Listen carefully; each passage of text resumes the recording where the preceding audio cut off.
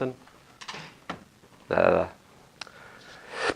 so first of all, for like the Armageddon problem, after you're a ways into it, eventually you find your way to this integral, right?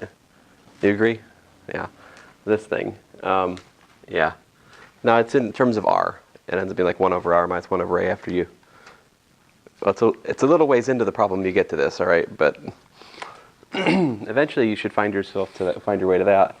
And when you do, this is going to be solved by a trig substitution of sorts. What you do is you let square root of x be square root of a times sine theta. With that substitution, this integral becomes that integral. And I got an antiderivative that involves like inverse sines of x over a and the product of square root of x times the square root of a minus x. All right. And so this is a doubly improper integral because x is division by 0, and if you plug in x equals to a, you get division by 0. So division by 0 all around. This is doubly improper.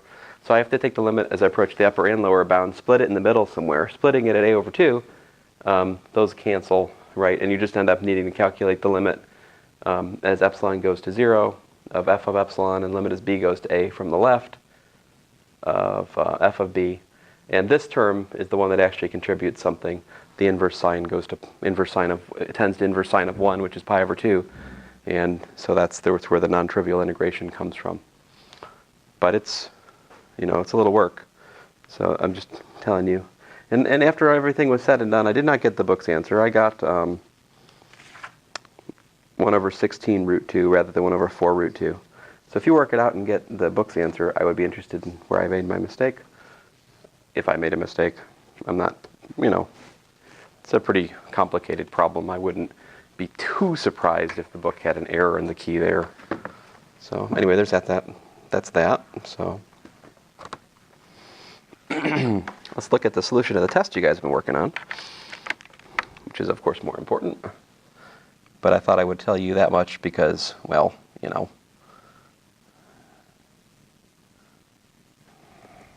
Come on.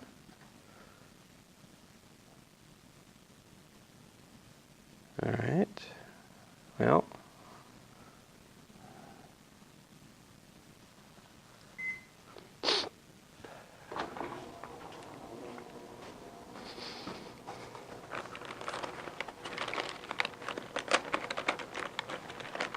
That is not an integral I knew how to do right off the top of my head. I had to sit and fiddle with it for a little bit. But this was also suggested to me by Dr. Smith, my new neighbor. Let's see here. Where are we?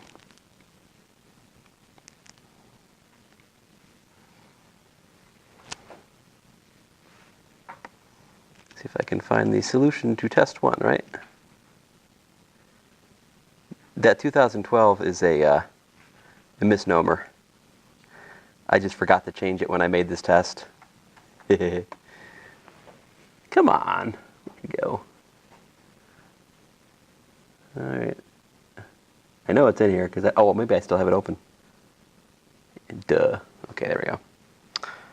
Sorry for the scan. Our previous scanner in the math department wasn't so great.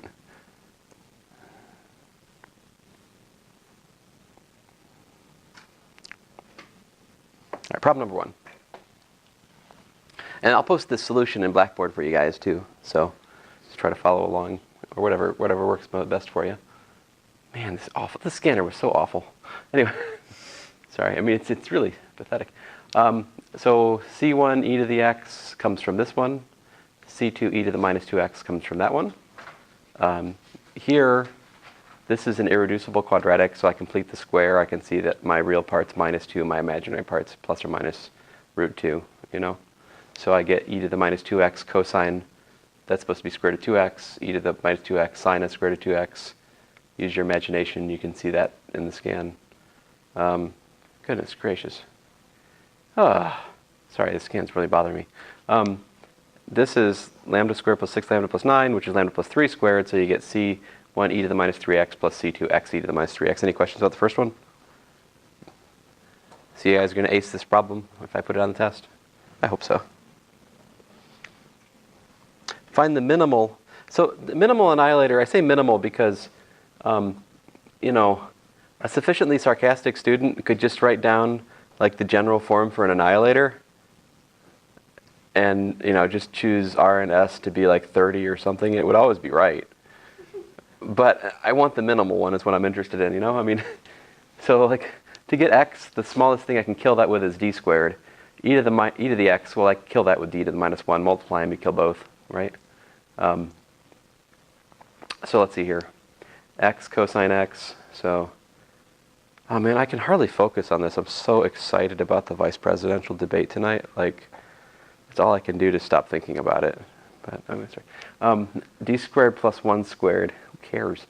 I'll tell you who cares. Everybody at Longwood who got a week off because of the vice presidential debate. They got a week off of classes because of the... Yeah, I know, right? The vice presidential debate. I have a friend who works there. Anyway, so d squared plus 1 squared, that kills this x cosine x, right? You need the square because that appears when you have like plus or minus I repeated. So that has to be from a quartic. If you think about like the underlying differential equation, which that appears as a solution for. Any questions about this piece of it? And then the 3 I kill with the d, right? D squared plus 1 squared will not kill the 3. It will just spit back 3 again. But... Okay, so the point of this then was, so then I'm looking at differential equations which have the forcing functions we just found annihilators for, right? So the point is you can annihilate both sides, and that gives me this big general solution. But of course, part of this is the homogeneous solution, right? Like this and that is the homogeneous solution because that would be, this has a homogeneous solution of... you can factor out d squared times d minus 1, so the homogeneous solution is like c1 plus c2x plus, c3 e to the x. So whatever is left over by the method of annihilators has to be a template for our particular solution, which if we were going to work out, we'd use ABC, right?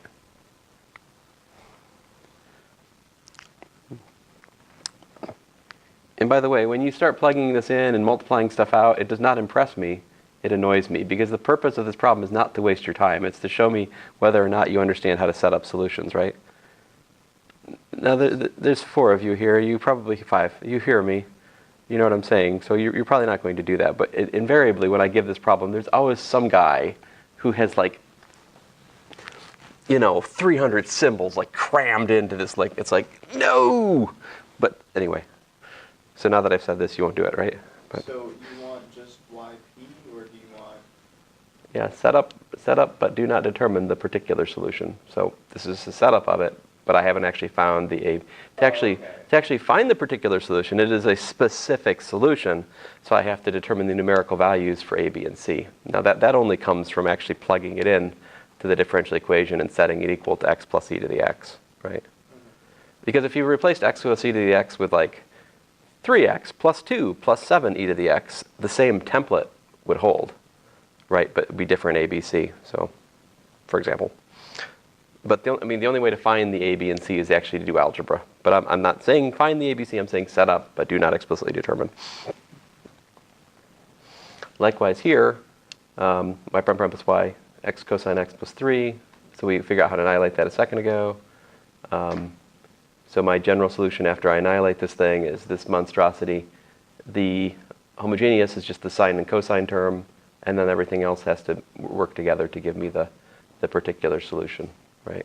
As you can see, the method of annihilators suitably multiplied the cosine and sine terms by x and x squared as to address the overlap. In fact, this is really bad, right? Because it's kind of got some kind of double overlap, because this has got sine and cosine homogeneous. But over here is x cosine, so in some sense this is a 6th order problem. 7th. But anyway. See the 7? 7. All right, moving along. Now here, I actually said find the general solution. So this one, if you leave a and b, like in the last problem in your answer, you're not done. All right? When I say find the general solution, you could have as many constants as the order of the problem, right? If it's a 2nd order problem, you expect C1 and C2 in the problem, unless I give you initial conditions, in which case you can find the C1 and C2, right? But otherwise, there's a family, a doubly infinite, a plane of solutions, if you will. So, oh, stink. So here I've got y prime prime plus y equals 4 cosine t. This is kind of annoying. There's got overlap, right? Because this cosine is one of the homogeneous solutions for that. So that means I need to multiply by t, right? Now, this is the test. We've been at this a while, right? So I don't expect you to derive the multiplication by t necessarily unless I mean, I have dealt with how to derive things in the previous problem. We don't have to revisit that here unless it helps you, right? Now, if you try to use yp as a cosine t plus b sine t here, it won't work, right? You'll get 0 equals 1 and stuff, so it won't work. So anyway, that's yp. I differentiate again. I know the product rule. I group stuff together. And y prime prime plus y gives me minus 2a sine t plus 2b cosine t, which gives me minus 2a is 0 and 2b is 4. So I get a equals 0, I get b equals 2, and there's my general solution. Any questions? So you got to know how to set up those particular solutions to do these problems, right? And you can't be taking 20 minutes to figure it out. Like, you got to have that down by the test, otherwise you're going to be stuck. You'll be out of time, possibly. Right.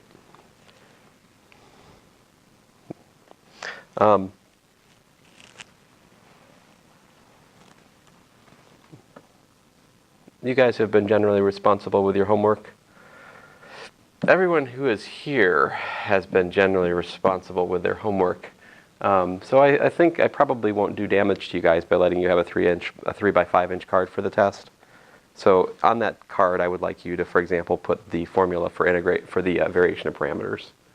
So I don't have to provide you the formulas. So you can just quote these formulas like for V1 and V2, but you got to know how to use them, right? Like, the formula without the understanding is useless, but I think we should be fine in here if you have a 3 inch by 5 inch card, right?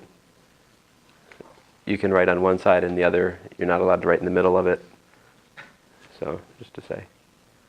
I had a student like a semester or two ago take a 3 inch by 5 inch card, and like it was like built on 2-ply paper or whatever, and he like peeled it into 2, and then he wrote in the middle. So like, I want to keep you from wasting your time on such nonsense, so I'm just going to say standard 3 inch by 5 inch. I'm using the word inches, not 3 by 5. I'm being very precise. 3 inches by 5 inches, a card. Now, does it have to be the cardstock? No, you could use a piece of paper like this, 3 inches by 5 inches. That'd be fine, but you get the idea. No invisible ink. No. What other questions am I always asked? I don't know. Just. I'm gonna shut up. Anyway, so people always trying to find a way around, you know. Let's see here.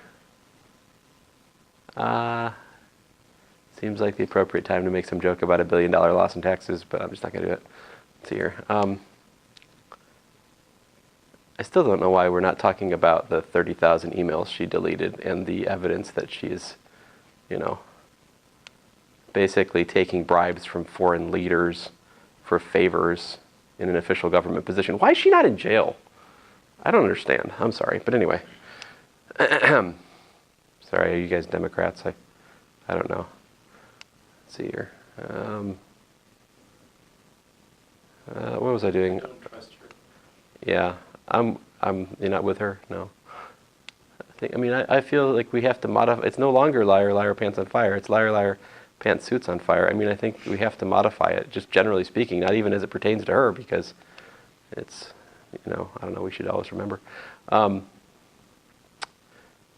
Okay, where was I doing? Oh, yes, Wronskian.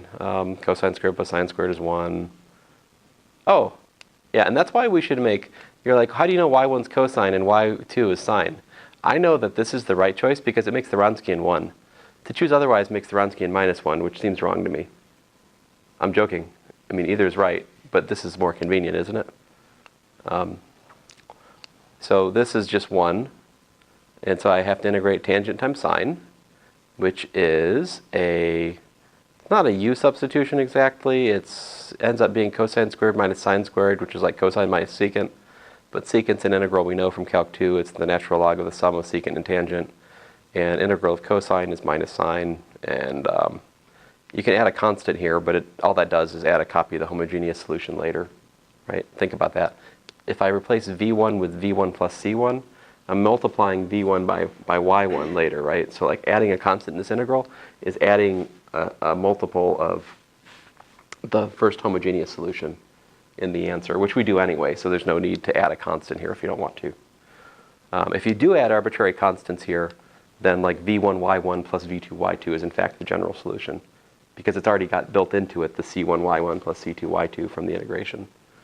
So, I mean, however you want to do it, you can put the homogeneous solution in at the level of integration, or just add it separately. Anyway, you need it somewhere.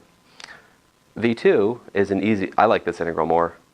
Tangent cosine is sine, so yay. All right, so, and this is pretty typical. Notice how these terms, so like v1 multiplies by cosine, right?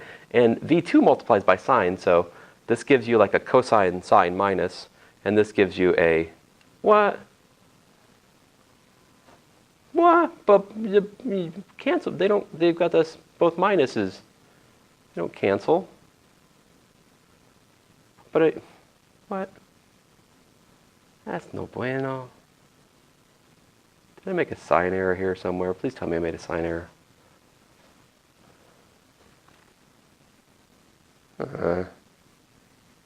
Hey. Idiot. No, come back. Ah, right there.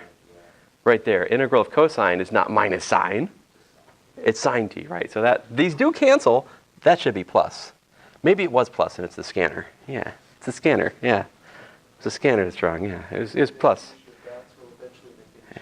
It was the plus in the original. Sure it was. Yeah.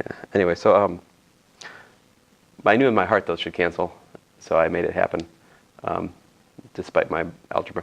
So c1 cosine t plus c2 sine t minus cosine t.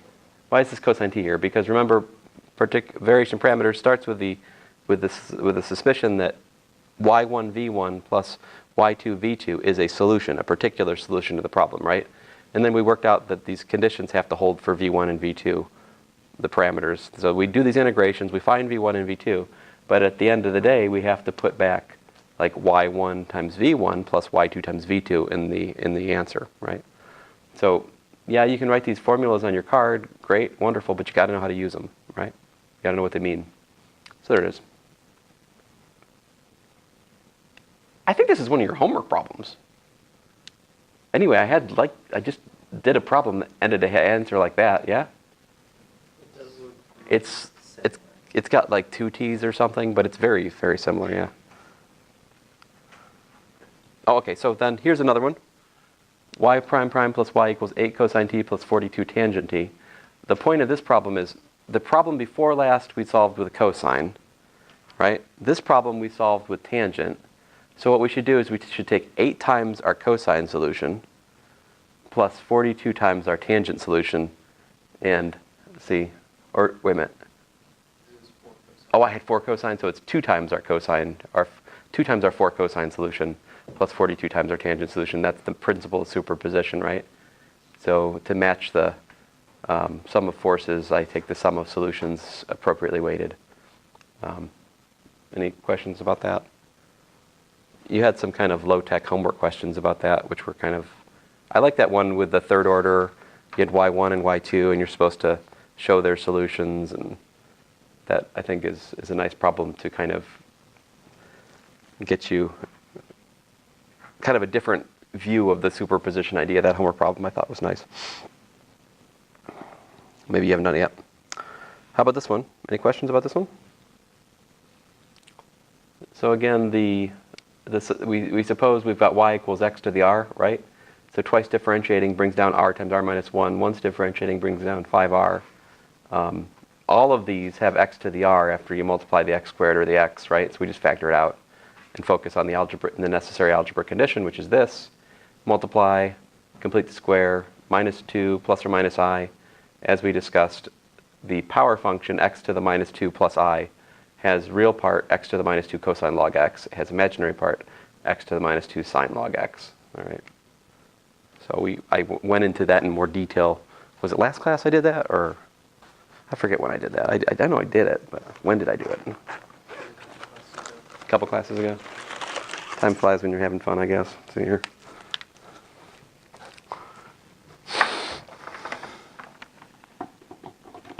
All right. You guys excited about fall break? Yeah, me too. Moving along here. For sleeping? Yeah. So here I have x squared y prime prime minus 4xy prime plus 4y equals to g, all right, where g is some function, who knows? Oh, and I was nice. I told you the fundamental solution set was x and x to the fourth, right? So you don't actually have to find them this time. I give them to you for free. Woohoo! Calculate the Wronskian. We get 3x to the fourth. And then we can use variation of parameters, which says you do g times y2, right, minus gy2 divided by Wronskian, which ends up being minus 1/3 the integral of g dx. And then v2, g times y1 divided by Wronskian, 1/3 integral of 1 over x cubed times g dx. And so that's all I can do because I just have g as an arbitrary function. So the best I can do is to give you this integral solution, which is still pretty good. C1x plus C2x to the fourth minus 1/3 x because that's y1. Integral of gx dx because that's my the minus 1/3 and gx is the v1. And then this is v2, right, times y2. And there you go. That's an integral solution to the problem. If I was to give you specific formulas for g, you could do these integrals and find the specific general solution.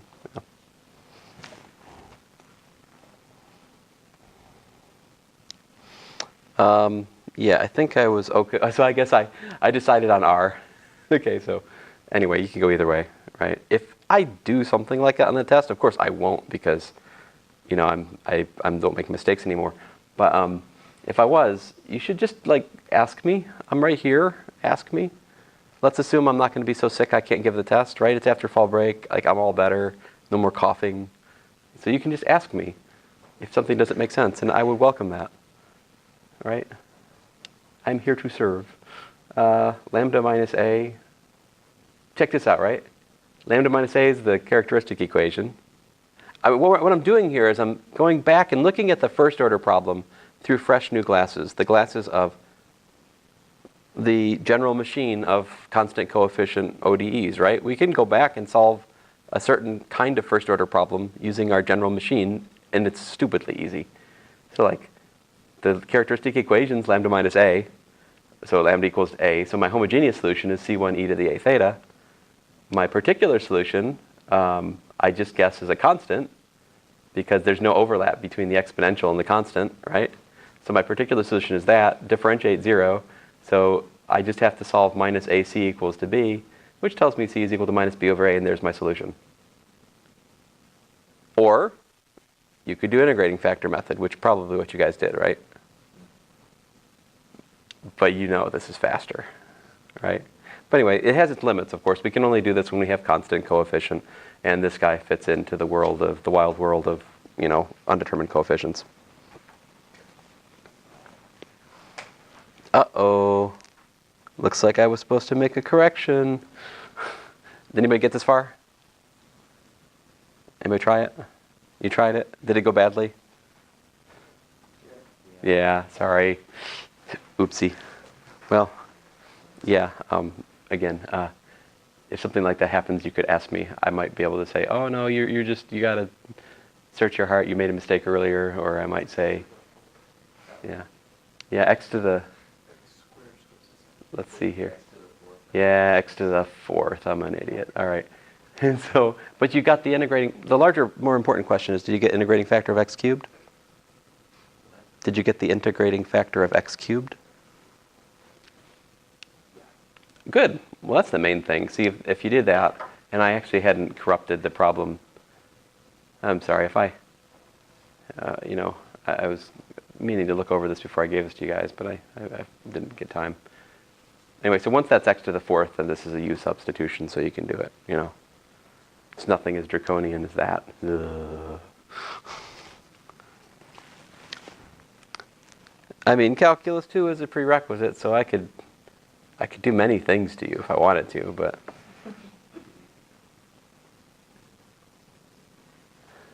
all right. But I usually just test basic integration. But then again, by the way, I think integral of sine squared is basic integration, so don't misquote me. Okay. So anyway, my idea of what basic integration is and your idea of what basic integration is, they may be dissimilar. Oh well, anyway. This one may be exact, or it may be the case that I equals 1 over y is an integrating factor. Given these hints, find all solutions. Okay, so I guess I'm just dispensing with it. It's not exact, all right? Because if you differentiate this with respect to y, and you differentiate that with respect to x, you don't get the same thing, right? Like differentiating this with respect to y gives you what? E to the x and stuff. Differentiating this with respect to x does not give you an e to the y. So it's clear it's not exact, right? Because the mixed partials don't agree. So multiply by 1 over y, and that removes the offending factor, right? Now partial f, the derivative of this with respect to y doesn't care about that, and it just has all this stuff. And differentiating that with respect to x is going to get, so these are going to match up then. The proof's in the level function.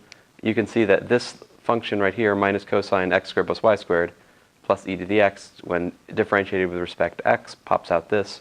When differentiated with respect to y, pops out that. Therefore, this function is exact. Now, how did I get from here to here? I integrated this with respect to x. I integrated that with respect to y. I mixed and matched and adjusted. You know, I guessed. What's the algorithm for this if you don't know how to guess? We go back to Calc 3, right? You integrate this with respect to x. You add a constant of y. You plug it into here. You differentiate with respect to y, set it equal to that, and do an integration with respect to y to find the rest of it. But I don't require you to do all that if you can just see the f, you know. So the point in here is really not to me that you can carefully derive level functions. It's that you know what the level function means. Now, if you just box this and say answer is this, I will be very unhappy, because that shows to me that you haven't really paid attention, because this is not the solution, right? When I take this level function, set it equal to a constant, level curves, solutions to this equation are the actual solutions to the differential equation, right? This implicitly defines y as a function of x locally. And there's also the y equals 0 solution, which we lost when we multiplied by 1 over y. That's extraneous to the method.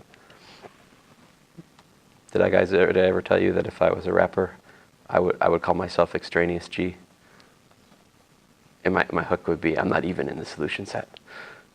So I've thought about this. So I don't have the life experience to make such jokes. What am I saying? Let's see here.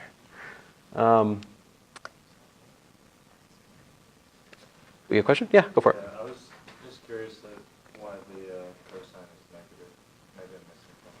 Maybe I made a mistake. Let's see here. Well, why that minus cosine? Oh, because if I differentiate this, right? The cosine differentiates to minus sine, but minus minus gives me a plus, which is what I need up here. So basically, because the integral of cosine is sine. So the integral of minus cosine is, what did I just say? Oh. I retract the last statement and go back to the former one. But you can see differentiating this gives me minus a minus sine, which is sine, right? And then times 2x, or over here times 2y. And the e to the x just differentiates to give me e to the x there, and it just goes away over here, which is what you want.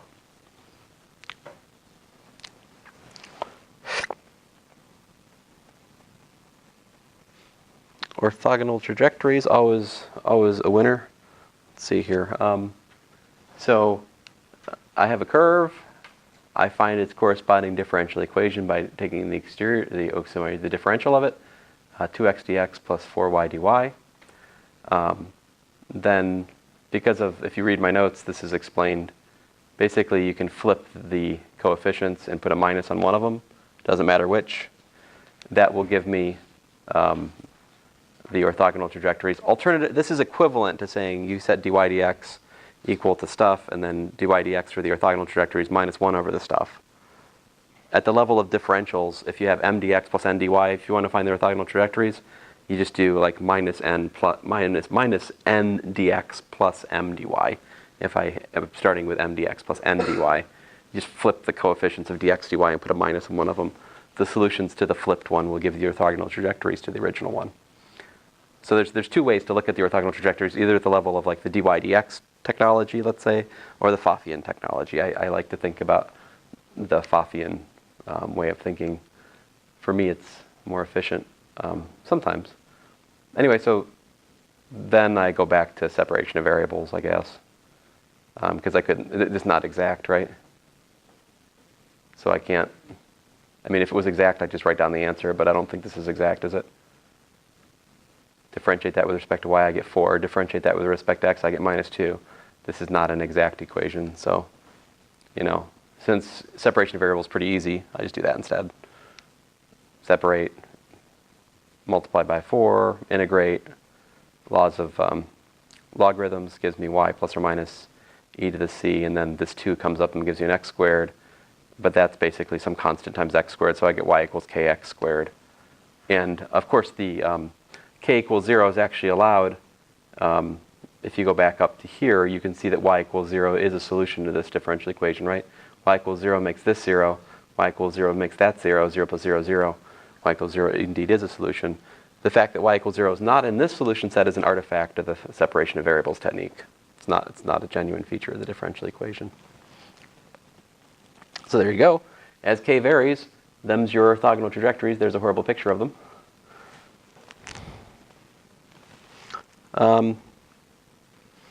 Suppose that the conservative force minus du dx for the potential energy function u, and you got a friction force minus bv that retards the motion. Oh, I'm sorry. It slows it down. Excuse me. Of the same particle with mass m. Write Newton's equation. Oh man, so many microaggressions today. Let's see here. Or were they? I guess they're medium-sized today. Depends on if you're Republican or Democrat. I guess if you're a Democrat, I'm probably deplorable. Let's see here. MA. Let's see here. Minus du dx minus bv. So this is Newton's equation, right?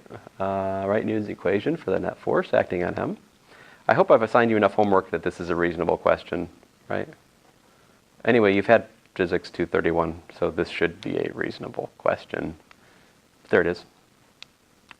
Now to find the total energy, we can use my multiply by the velocity trick, right? Multiplying by the velocity. And then this thing I've done a few times in class, right? This is the derivative of 1/2 mx dot squared. This is the derivative of the potential energy rewritten as a function of time by the chain rule. And over here you've got minus bv squared, so there you go. I think I worked this out the other day for you guys, right? So the change in energy per time is minus bv squared if the friction force is just proportional to the velocity. So there you go. And then, of course, the energy decreases with time, which is not terribly surprising given that there's a friction force, right? Oh. Well, anyway, this will be posted in the solution. This is just for fun. I think I've quite scratched this itch with you guys too much this semester, but this one's not in your test, but here's another one. I define a differential operator by the determinant. So f and g are given functions. So I just put y prime, y prime prime in the top row, right? And like f and g are given functions. So how does the determinant work? Think about this. If you put y equal to f, what happens to this? You've got a matching row, right? If you put y equals to g, you get a matching row. So this expression takes f and also g as solutions. This is a way to build a differential equation that will have whatever two functions you like as solutions. Wacky, huh? Now, here's the actual beast. So it's not as I mean, it's kind of awful, but there it is. I know it's fun. This was a bonus question essentially, but anyway. Well, I'll tell you what, guys. I will go post that, and I hope you have a good break. And when you get back, turn in your homework tomorrow for me if you haven't, unless you're tired of it, which is understandable. And so just make sure you get it to me tomorrow. Anyway, we can stop it there.